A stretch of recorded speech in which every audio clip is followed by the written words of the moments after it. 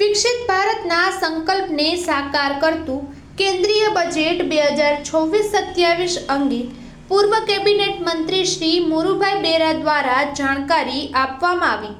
આદરણીય વડાપ્રધાન શ્રી નરેન્દ્રભાઈ મોદી સાહેબના માર્ગદર્શન હેઠળ માનનીય કેન્દ્રીય નાણામંત્રી શ્રીમતી નિર્મલા સીતારમણ દ્વારા રજૂ કરવામાં આવેલ કેન્દ્રીય બજેટ 2026-27 અંગે પૂર્વ કેબિનેટ મંત્રી મુરુભાઈ બેરાએ ભાણવડ તેમના નિવાસસ્થાન ખાતે વિગતવાર માહિતી આપી હતી। ગરીબ, યુવા, કિસાન અને મહિલા શક્તિના ઉત્કર્ષને વરેલું આ બજેટ સાચા અર્થમાં જનતાનું બજેટ છે। આ બજેટ વિકસિત ભારત અને આત્મનિર્ભર ભારતની આશાઓનું પ્રતિબિંબ છે।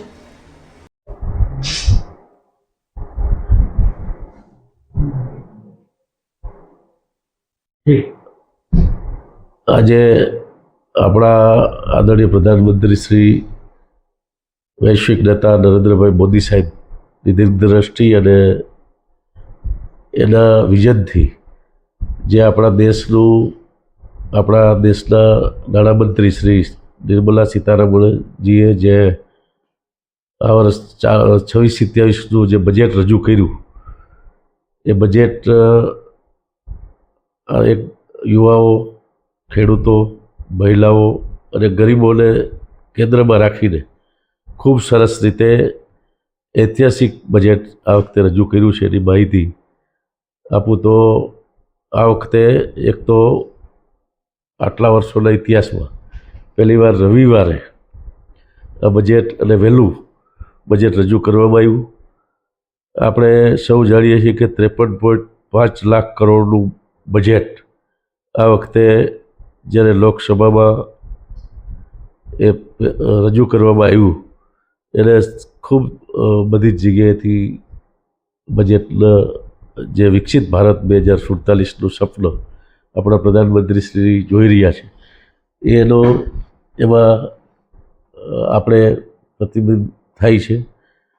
આપણા નાણામંત્રી શ્રી, આપણે સૌ જાણીએ છીએ કે સતત 9મી વખત આપણા દેશનું બજેટ રજૂ કરીને એક ઇતિહાસ રચ્યો છે અને એમાં આત્મનિર્ભર ભારતના નિર્માણ માટે અને વિકસિત ભારત 2047ને અગ્રેસર બનાવતું આ બજેટ છે।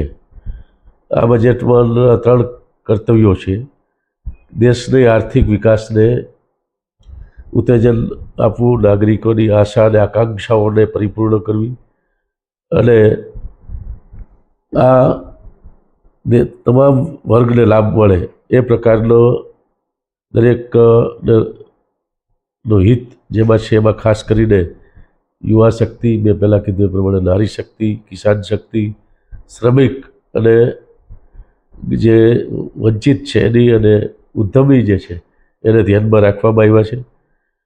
આ યુવા શક્તિ ડ્રીવેન બજેટ આપણે કહી શકીએ એ પ્રકારનું બજેટ છે।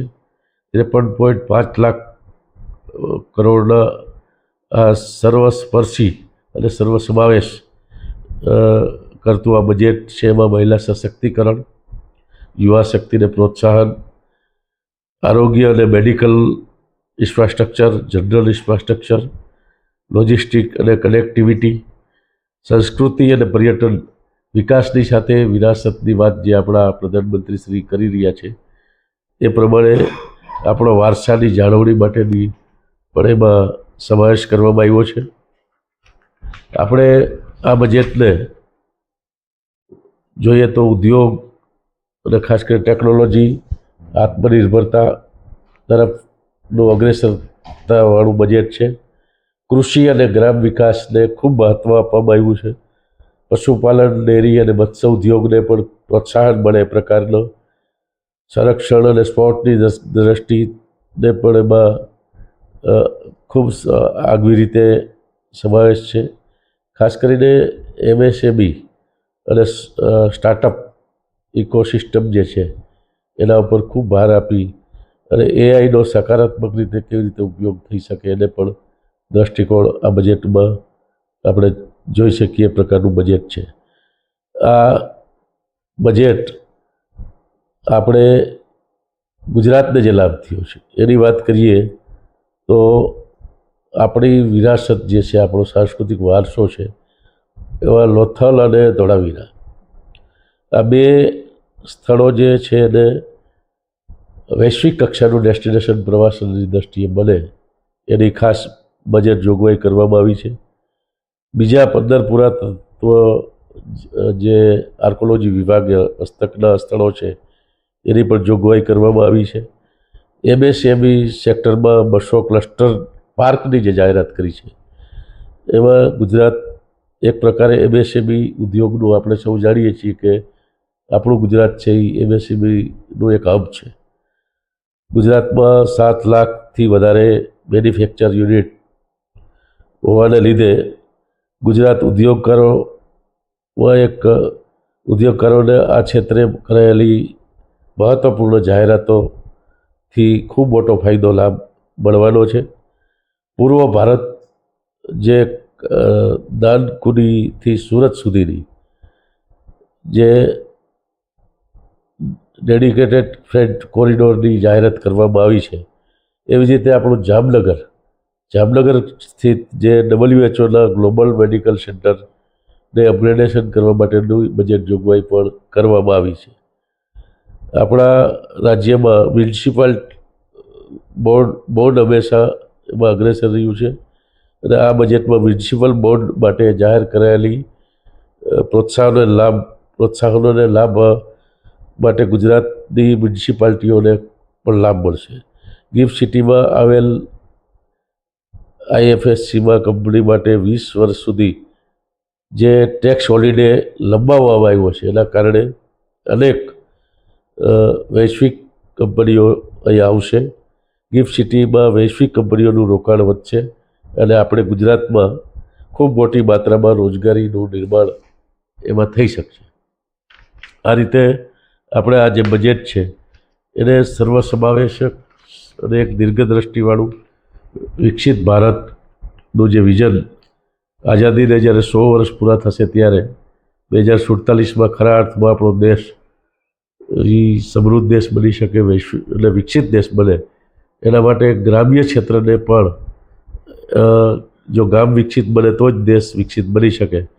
એનો ઉપાયો જે છેલ્લા 5-10 વર્ષથી આપણા આદરણીય પ્રધાનમંત્રીશ્રીએ નાખ્યો છે એને વધારે બળ મળે એ પ્રકારની બજેટ જોગવાઈઓ આ વખતે કરવામાં આવી છે. 20 જેટલા આઇકોનિક સ્થળો જે છે એમાં ટુરિસ્ટ ગાઈડ તૈયાર કરી અને ગુજરાતના આઇકોનિક પ્લેસીસ જે છે, અલગ અલગ સ્થળો છે, એમાં પણ સ્થાનિક રોજગારીની તકો વધે એનું પણ આ બજેટમાં સમાવેશ કરવામાં આવ્યો છે. નારી શક્તિઓ માટે દેશભરમાં 10 કરોડથી વધુ મહિલાઓ સ્વસહાય જૂથ સાથે જોડાયેલી છે.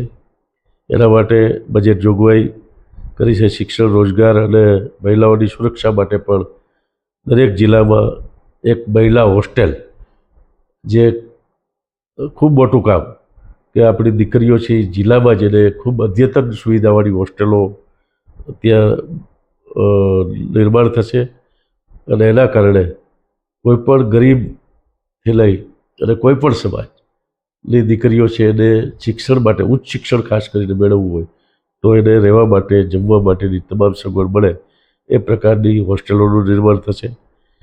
ઓરેન્જ ઇકોનોમી જે છે એમાં પણ 2030 સુધીમાં આપણે એવી જીસી ક્ષેત્રમાં 20 લાખ પ્રોફેશનલ જરૂરિયાત ઊભી થવાની શક્યતાઓ છે. એના માટે આપણે 15,000 માધ્યમિક શાળાઓ, 500 કોલેજો અને કન્ટેનર ક્રિએટર લેબની સ્થાપના કરવાની જાહેરાત કરવામાં આવી છે. યુવાનોને ડિજિટલ અને ક્રિએટિવ ક્ષેત્રમાં તાલીમ અને રોજગારની વિશાળ તકો એના કારણે મળશે. આપણા દેશમાં વિઝ્યુઅલ ઇફેક્ટ અને ગેમિંગ અને ક્ષેત્રને પણ પ્રોત્સાહન આ બજેટમાં આપવામાં આવ્યું છે. આ બજેટમાં આરોગ્યની દ્રષ્ટિથી વાત કરીએ તો ગંભીર પ્રકારના જે રોગો છે એની દવાઓ, કેન્સર જેવા 17 જેટલા રોગોની દવા સસ્તી કરવામાં આવી છે. એવી જ રીતે મેડિકલ હબનું નિર્માણ 5 જગ્યાએ 5 રિજિયનમાં જે કરવાનું, આંતરરાષ્ટ્રીય સ્તરે મેડિકલ ટુરિઝમ સપોર્ટ તરીકે વિકસાવવાનું નક્કી કર્યું. એક નવી બાબત જેમ એમ્સ હોસ્પિટલો છે, તો મોદી સાહેબ પ્રધાનમંત્રી બન્યા પછી જે રીતનો દેશમાં એની અલગ અલગ ખૂબ મોટી સંખ્યામાં એમ્સ હોસ્પિટલો કરી અને આપણે સૌરાષ્ટ્રને પણ રાજકોટમાં એમ્સ હોસ્પિટલ મળી, એવી રીતે દેશમાં આ વખતે નવી બાબત બજેટમાં 3 આયુષ એમ્સ હોસ્પિટલનું, એટલે ખાસ આયુષ ઉપર વધુ ભાર મૂકીને આપણે 3 જેટલી આયુષ એમ્સ હોસ્પિટલ માટેની પણ બજેટ જોગવાઈ કરવામાં આવી છે. પરિવહન ક્ષેત્રે લોજિસ્ટિક અને પરિવહનમાં પણ આપણે ખૂબ મોટું પરિવર્તન લઈ આવવા માટે આ બજેટમાં જોગવાઈ છે. એમાં હાઈ સ્પીડ લેવલની કોરિડોર, અર્થ મિનરલ કોરિડોર, 20 નવા રાષ્ટ્રીય જળમાર્ગ, માઉન્ટેન ટ્રેન સહિતની જોગવાઈઓ પ્રકલ્પોનું નિર્માણ કરાશે. મેક ઇન ઇન્ડિયાની જે વાત આપણા આદરણીય પ્રધાનમંત્રીશ્રીએ અનેક વખત કરી છે, એ ક્ષેત્રમાં પણ અલગ અલગ રીતે ટેક્સટાઇલ પાર્કનું નિર્માણ હોય, ઇલેક્ટ્રોનિક ઇન્ડિયન સેમિકન્ડક્ટર મિશન, જેનું હમણાં એક તો આપણે પૂર્ણ થવા આવ્યો છે પ્રોજેક્ટ ગુજરાતમાં, એનું લોકાર્પણ થવાનું છે. એના માટે ઇન્ડિયન સેમિકન્ડક્ટર મિશન 2ની પણ જોગવાઈ કરવામાં આવી છે. મેન્યુફેક્ચર અને ઉદ્યોગ ક્ષેત્રે મેક ઇન ઇન્ડિયા એટલે કે આત્મનિર્ભર ભારત, આપણી જ ભારતનો દેશમાં બધી જ વસ્તુઓ બને, એના માટે ખૂબ મોટું એક નવી પહેલ અને જોગવાઈ કરવામાં આવી છે. હાથશાળ, ખાદી જેવા જે આપણા સ્થાનિક ઉદ્યોગો છે, હસ્તકલાના પ્રોત્સાહન આપવામાં આવ્યું છે. મહાત્મા ગાંધી જે ખાસ કરીને ગ્રામ સ્વરાજની પહેલ પણ કરવામાં આવી છે. કાપડ ક્ષેત્રે કૌશલ્ય ઇકોસિસ્ટમને વેગ આપવા માટેની જોગવાઈઓ કરી છે. એવી જ રીતે સંરક્ષણને પણ ખૂબ મહત્ત્વ આપીને દેશનું સંરક્ષણનું બજેટ 6.81 લાખ કરોડથી વધારીને 7.85 લાખ કરોડનું કરવામાં આવ્યું છે. 15.2% એમાં વધારો કર્યો છે. એ ખૂબ મહત્ત્વની વાત છે. એવી રીતે એમાં પણ ટેકનોલોજીનો ઉપયોગ, ઇન્ફ્રાસ્ટ્રક્ચરનો વિકાસ જેવી સ્વદેશી સંરક્ષણ ઉત્પાદન વધે એના માટે અને આપણી સીમાડાઓનું રક્ષણ કરવા માટે અડગ સુરક્ષા વૈશ્વિક સ્તરે ભારત આપણી સેનાને સક્ષમ બનાવવા માટે એની ક્ષમતા વધે એના માટે પણ ખૂબ મોટું બજેટ જોગવાઈ કરી છે. સ્પોર્ટને ખૂબ મહત્ત્વ આપ્યું છે અને આપણા જે રમતગમત ક્ષેત્રમાં સ્થાનિકથી લઈને આંતરરાષ્ટ્રીય સુધીની ઉત્કૃષ્ટ પ્રદર્શન થકી પરિવાર અને રાષ્ટ્રનું નામ રોશન કરી શકે યુવાઓ, એ પ્રકારની ટ્રેનિંગ, પ્રેક્ટિસ અને ફેસિલિટી અનેક ગણી એમાં કામગીરી વધારી છે. ખેલો ઇન્ડિયા મિશન શરૂ કરી અને જે રમતવીરોને યોગ્ય પ્લેટફોર્મ મળવાની રાષ્ટ્રીય અને આંતરરાષ્ટ્રીય સ્તરે જે કુશળતા અને પ્રદર્શન કરી શકે એના માટે નવી પહેલ, નવી યોજનાઓ અને બજેટ જોગવાઈ કરવામાં આવી છે.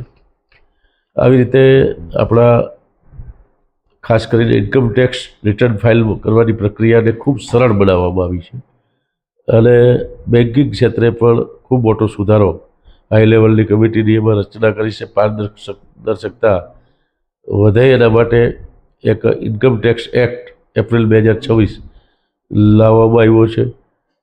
TCSમાં પણ 5%થી ઘટાડીને 2% કરતાં વિદેશ અભ્યાસ અને વિદેશ મુસાફરી સસ્તી બને એ પ્રકારની જોગવાઈ કરવામાં આવી છે. બેટરી પરના કરોમાં ઘટાડો કરી અને સામાન્ય જનતાને પણ દૈનિક ઉપયોગ માટે વસ્તુઓ સસ્તી મળશે. સોલાર નવીનીકરણ ઉર્જા માટે ગ્રીન એનર્જીને વધુ પ્રોત્સાહન આ બજેટમાં આપવામાં આવ્યું છે. ફોરેન એસેટ સ્કીમ દ્વારા વિદેશી સંપત્તિ જાહેર કરવા માટે પારદર્શકતા અને વ્યવસ્થિત રીતે માળખું ઉપલબ્ધ કરવામાં આવ્યું છે. NRI નાગરિકોને સંપત્તિ વેચવા માટે ટેન લેવાની રહેશે અને પાન દ્વારા જ સંપત્તિ વેચાણ શક્ય બનશે. NRI નાગરિકો માટે આ પ્રક્રિયા ખૂબ સરળ અને ઝડપથી બને એની પણ ધ્યાન રાખવામાં આવ્યું છે. આપણે કોરોના કાળ દરમિયાન દેશની રાજકીય જે ખાધ હતી એ 9.9 હતી, જે ઘટીને 4.4 અને 4.3 સુધી લઈ જવાનો લક્ષ્યાંક પણ આ બજેટમાં રાખવામાં આવ્યો છે. કૃષિ ક્ષેત્રને ખૂબ મહત્ત્વ આપવામાં આવ્યું છે. ખેડૂતોની આવક વધે, ખેડૂતોનો ઉત્પાદન ખર્ચ ઘટે ખેતી છે આધુનિક ખેતી થાય, ખેતીમાં પણ આ AI જેવા જે ટેકનોલોજીનો ઉપયોગ છે એ વધે એ પ્રકારનું પશુપાલન ક્ષેત્રે પણ વેટરનરી ડૉક્ટરોને તાલીમ આપવાથી માંડીને પશુ આરોગ્ય સેવાઓ, દૂધની ઉત્પાદનમાં ક્ષમતા વધે, એના પોષણક્ષમ ભાવ મળે, મત્સ્ય ઉદ્યોગને પણ ખૂબ પ્રોત્સાહન આપીને 500 નવા જળાશયો અને અમૃત સરોવરોમાં માછીમારીનો વ્યવસાય છે એક વધુ રોજગારી પ્રાપ્ત થાય એના માટેનું આયોજન કર્યું છે. આપણા આ રીતે આદરણીય નરેન્દ્રભાઈ મોદી સાહેબનો દ્રઢ સંકલ્પ, સ્પષ્ટ દિશા અને રાષ્ટ્ર પ્રથમની વિચારધારાને એના નેતૃત્વમાં આપણા વિત્ત મંત્રી જે નિર્મલા સીતારામનજી છે એની એક ખૂબ દીર્ઘદ્રષ્ટિથી એક દેશની સમૃદ્ધિ, સશક્તિકરણ અને સર્વાંગી વિકાસના દરેક પાસાઓ ધ્યાનમાં રાખી અને 1 ફેબ્રુઆરીએ જે આ બજેટ રજૂ કર્યું એ બજેટને આપણે આવકારીએ છીએ. ને આ બજેટથી જે કેન્દ્રનું જે બજેટ છે એના કારણે ખાસ કરીને યુવાનોને સૌથી વધારે એના ઉપર ફોકસ રાખીને એને અગ્રતા આપી છે. એમાં એક નવી ઉર્જા આવશે, મહિલા સશક્તિકરણ અને સામર્થ્ય માટેની પણ જોગવાઈ કરી છે. મેં પહેલાં કીધું એ પ્રમાણે ખેડૂતોને આવક વધે, ખેડૂતો સશક્ત થાય અને શ્રમિકો અને ઉદ્યોગ સાહસિકોને પણ પ્રોત્સાહન મળે. ખાસ કરીને યુવાનો છે એ સ્ટાર્ટઅપની જે શરૂઆત કરે છે એને પણ એમાં ધ્યાનમાં રાખવામાં આવ્યા છે. આ બજેટ માત્ર આંકડાઓનો સરવાળો નથી, પરંતુ આપણો દેશને આત્મનિર્ભર બનાવવા માટે આપણા દરેક રાજ્યો આત્મનિર્ભર કેવી રીતે બની શકે એવું ધ્યાનમાં રાખી અને વિકસિત ભારત 2047નું તરફ જે આપણે આગળ વધી રહ્યા છીએ એને ખૂબ મહત્ત્વ આપી અને એ દ્રષ્ટિ ધ્યાનમાં રાખી અને વિકસિત, સમર્થ અને વૈશ્વિક નેતૃત્વ ધરાવતી શક્તિ બનાવવા માટેનું આપણું મજબૂત રીતે યોજનાઓ આ બજેટમાં મૂકવામાં આવી છે. આ બજેટના કારણે આપણે આગામી દિવસોમાં આજે જે આપણું બજેટ, આપણો દેશ આર્થિક દ્રષ્ટિએ દેશને તૃતીય સ્થાન માટે જે લઈ જવાની વાત છે એના માટે એની નવા કરવેરાઓ નાખ્યા સિવાય આપણા દેશની આર્થિક, ખાસ કરીને નાણાકીય સ્થિતિ છે એ ઇન્ફ્રાસ્ટ્રક્ચર અને સેવાઓનું ક્ષેત્ર જે છે એમાં દરેક જગ્યાએ ખૂબ સરસ રીતે ખૂબ આવકારદાયક બજેટ રજૂ કર્યું છે. એની જે કંઈ વિગતો છે મેં તમારી સામે રજૂ કરી છે. એનો વધુ લોકો તરફ આ બજેટની અલગ પાસાઓ છે એ લોકો સુધી પહોંચે એના માટે આપ સૌનો સાથ સહકાર મળી રહે એ જ અભ્યર્થના સાથે આપણું આ બજેટને હું એક વિકાસની દ્રષ્ટિથી અને ખાસ કરીને યુવા, મહિલા અને શ્રમિકો, ખેડૂતો અને ગામડાઓને જે રીતના પ્રોત્સાહન મળ્યું છે એને આવકારું છું. ધન્યવાદ. Thank you.